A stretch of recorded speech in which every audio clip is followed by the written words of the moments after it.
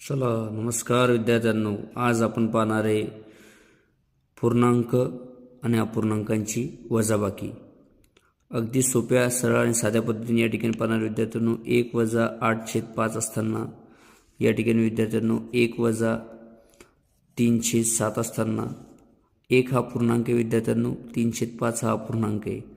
पूर्णांकातून अपूर्णांक वजा करत असताना जर पूर्णांक जर 1 असेल विद्यार्थ्यांनो तर या ठिकाणी सरळ साधी आणि सोपी ट्रिक्स या ठिकाणी विद्यार्थ्यांनो सरळ या ठिकाणी काय करायचे विद्यार्थ्यांनो 1 - 8/5 असताना या ठिकाणी 5तून 8 जात नाही, 8तून 5 गेले 3, उत्तर मोठं संख्येचे चिन्ह वजा 3/5।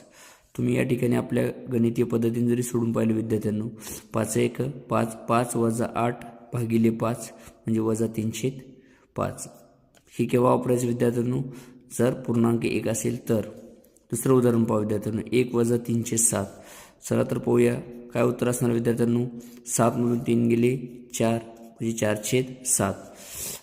आणखी पहा विद्यार्थ्यांनो 1 - 3/9 असेल।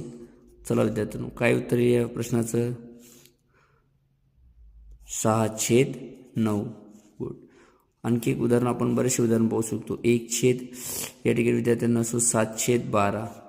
काय असेल विद्यार्थ्यांनो या ठिकाणी 12तून 7 गेले 5, छेदस्थानी 12 तशाला तसेच। बेरीज आणि वजाबाकीसाठी सारखाच नियम आहे विद्यार्थ्यांनो, परंतु बेरीजमध्ये बेरीज करावी आणि वजाबाकीमध्ये वजाबाकी करावी। 1 + 3/2 विद्यार्थ्यांनो।